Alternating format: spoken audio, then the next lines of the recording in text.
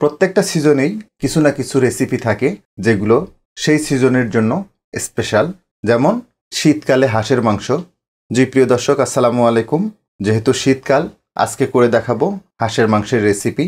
সহজ ভাষায় যদি বলি, যে যে নিয়মগুলো মেনে হাঁসের মাংসটা রান্না করলে এর স্বাদটা সবচেয়ে বেশি হবে, ঠিক সেই জিনিসগুলোই থাকছে আজকের রেসিপিতে। তবে অবশ্যই আপনাকে শুরু থেকে শেষ পর্যন্ত এই রেসিপিটা দেখতে হবে। হাঁস রেসিপির ফার্স্ট স্টেপ সেটা হচ্ছে এরকম করে হাঁসটাকে একটু পুড়িয়ে নিতে হবে। সেটা চুলার আগুনে হোক কিংবা গ্যাস টর্চেই হোক, যে কোনোভাবেই হোক হাঁসটাকে পুড়িয়ে নিতে হবে। পুড়িয়ে নিলে স্ট্রেট 3টা সুবিধা। নাম্বার 1, যদি হাঁসের গায়ে এক্সট্রা কোনো লোম থেকে থাকে তাহলে সেটা পুড়ে যাবে। নাম্বার 2, হাঁসের মাংসে এক ধরনের কটু গন্ধ থাকে, যেটাতে খাওয়ার সময় সেই গন্ধটা অনেকেই সহ্য করতে পারেন না বা অনেকের কাছে ভালো লাগে না।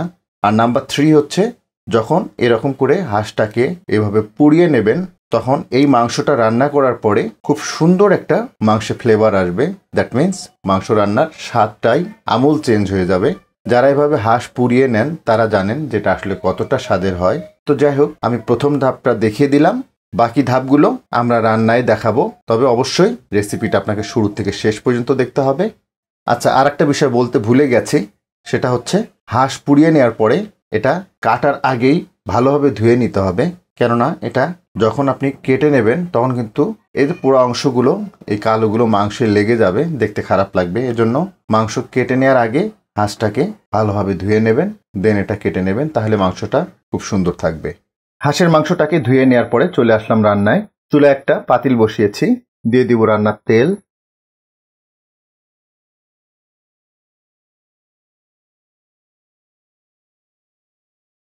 ওয়ান থার্ড কাপ রান্নার তেল দিয়ে দিলাম। 1 ইঞ্চ সাইজের 2 টুকরো দারুচিনি দিয়ে দিচ্ছি। 7-8টা মতো এলাচ, 7-8টা লবঙ্গ, 3টা তেজপাতা, 2টো কালো এলাচ বা বড় এলাচ। চেষ্টা করবেন এই মশলাটা দিতে, এটা হচ্ছে বস। হাঁসের মাংস রান্নায় স্পেশাল টেস্ট নিয়ে আসে এই বস মশলাটা।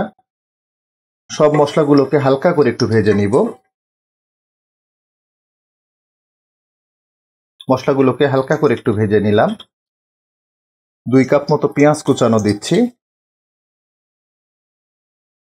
পেঁয়াজগুলো সফট হয়ে আসা পর্যন্ত এগুলোকে একটু ভেজে নিতে হবে। মিডিয়াম টু লো হিটে পেঁয়াজগুলোকে প্রায় 5-7 মিনিট মতো আমি ভেজে নিলাম। দেখুন, পেঁয়াজটার কালারটা একদম পরিবর্তন হয়ে গেছে, পাশাপাশি পেঁয়াজটা একদম সফট হয়ে গেছে।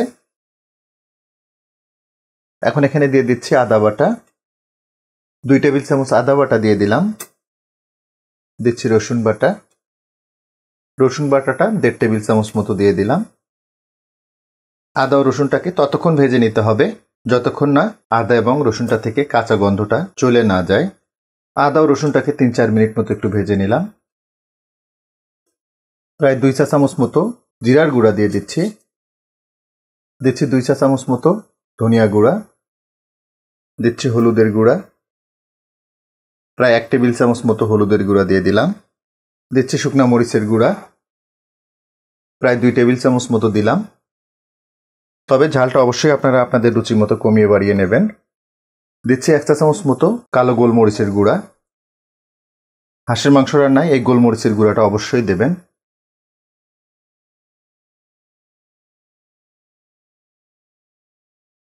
দিচ্ছি 1 কাপ মতো নারকেল বাটা।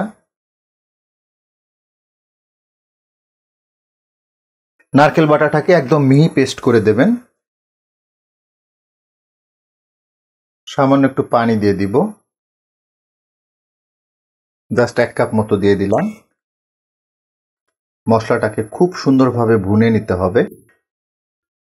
ঢাকনাটা লাগিয়ে দিচ্ছি। চুলার জালটাকে মিডিয়াম টু লোতে রাখবো। মিডিয়াম টু লো হিটে মশলাগুলোকে প্রায় 5-7 মিনিট মতো আমি কষিয়ে নিলাম। দেখুন, সুন্দরভাবে তেলটা সেপারেট হয়ে গেছে। যদি অফ ক্যামেরায় আমি 2 বার করে নেড়ে দিয়েছিলাম, কেননা মশলাগুলো খুব সহজেই কিন্তু তলায় লেগে যায়। এখন সেই ধুয়ে রাখা হাঁসের মাংসগুলো দিয়ে দিব। খেয়াল করুন মাংসে কি পরিমাণ তেল হয়েছে, এজন্যই শীতকালে হাঁসের মাংস খেতে হয়, কেননা শীতকালে হাঁসের মাংসটার প্রচুর তেল হয় আর এজন্য অনেক স্বাদ লাগে। এখন দিয়ে দিব লবণ, প্রায় 2 টেবিল চামচ মতো লবণ দিয়ে দিলাম। যেহেতু 2টা হাঁস, এখানে নিয়ার অ্যাবাউট 2 কেজি 200 গ্রাম মতো মাংস হবে, তবে অবশ্যই লবণটা আপনারা আপনাদের রুচি মতো কমিয়ে বাড়িয়ে নেবেন। মাংসগুলোকে মশলাটার সাথে খুব ভালোভাবে মাখিয়ে নিলাম। ঢাকনাটা লাগিয়ে দিচ্ছি। চুলার জালটাকে এই পর্যায়ে মিডিয়ামে নিয়ে আসব। মিডিয়াম হিটে হাঁসের মাংসটাকে প্রায় 15 থেকে 20 মিনিট মতো আমি রান্না করে নিলাম। দেখুন সুন্দরভাবে তেলটা সেপারেট হয়ে গেছে, পাশাপাশি অনেকটাই পানি ছেড়ে দিয়েছে। তবে হ্যাঁ, অফ ক্যামেরায় কিন্তু আমি কয়েকবার করে নেড়ে দিয়েছিলাম যাতে তলায় না লেগে যায়। যেহেতু তেলটা সেপারেট হয়ে গেছে আর এটা ইন্ডিকেট করে মাংসটা খুব চমৎকারভাবে কষানো হয়ে গেছে। মাংসটাকে খুব ভালোভাবে সিদ্ধ করে নিতে হবে, আর এর জন্য এখন এখানে পানি দিয়ে দিচ্ছি। তবে পানিটা কিন্তু অবশ্যই গরম পানি দেবেন। যে কোনো ধরনের মাংস রান্নায় মাংস সিদ্ধ করার জন্য কখনোই ঠান্ডা পানি ব্যবহার করবেন না। মাংস সিদ্ধের পানিটা কিন্তু নির্ভর করবে হাঁসটার বয়সের উপরে। যদি পুরনো হাঁস হয় তাহলে কিন্তু পানির পরিমাণটা একটু বেশি লাগবে, আর যদি নতুন হাঁস, দ্যাট মিন্স কম বয়সের হাঁস হয়, তাহলে অল্প পানিতে সিদ্ধ হয়ে যাবে। ফ্লেভারের জন্য 4-5টা কাঁচামরিচ দিয়ে দিচ্ছি। ঢাকনাটা লাগিয়ে দিচ্ছি। চুলার জালটাকে মিডিয়ামেই রাখবো। গরম পানি দেওয়ার পরে হাঁসের মাংসটাকে আরও 20 মিনিট মতো রান্না করে নিলাম। খেয়াল করুন তেল সেপারেট হওয়া শুরু হয়ে গেছে। তো আমরা কিন্তু রান্নার অলমোস্ট শেষ পর্যায়ে চলে আসছি। তো এখন এটার টেস্টটাকে ইনহ্যান্স করতে হলে একটা বাগার দিতে হবে। ঢাকনাটা লাগিয়ে দিচ্ছি। আর এই পর্যায়ে চুলার জালটাকে একদম লো করে দিব। অন্য আরেকটি চুলা আরেকটা প্যান বসিয়েছি।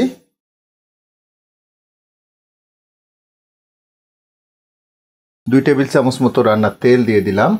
1/2 চা চামচ জিরা দিচ্ছি। 1/2 কাপ পেঁয়াজ কুচানো দিচ্ছি।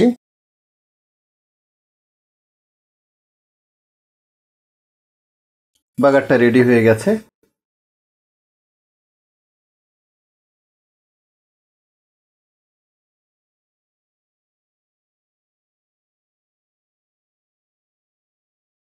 ঢাকনাটা লাগিয়ে দিব। আর এই পর্যায়ে চুলার জালটাকে একদম লো করে দিব। একদম লো হিটে মাংসটাকে প্রায় 5 মিনিট মতো আমি দমে রেখেছিলাম। কেমন হয়েছে লুকটা? এইভাবে হাঁসের মাংস রান্না করবেন, হাঁসের মাংসের স্বাদটাই কিন্তু চেঞ্জ হয়ে যাবে। এরকম হাঁসের মাংস সাথে খিচুড়ি, চালের আটার রুটি কিংবা গরম ভাত, একবার গেস করে দেখুন খাওয়াটা কোন লেভেলের হবে। তো যাই হোক, আশা করব হাঁসের মাংসের এই রেসিপিটা আপনাদের অনেক ভালো লাগবে, আর ভালো লাগলে কিন্তু আমার সার্থকতা।